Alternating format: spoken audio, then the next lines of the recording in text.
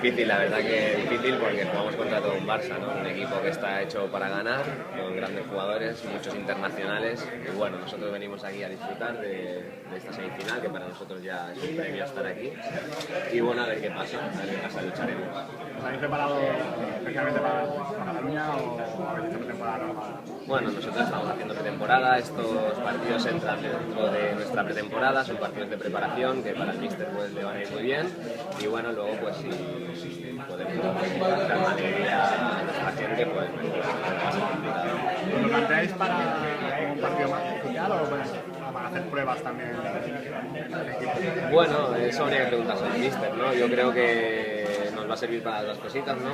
Para preparar cositas, para entrenar cositas, para también es un partido oficial, hay que estar lo más serio posible, darlo todo en la pista, pero se pueden combinar las dos cosas. Muchas gracias. Gracias.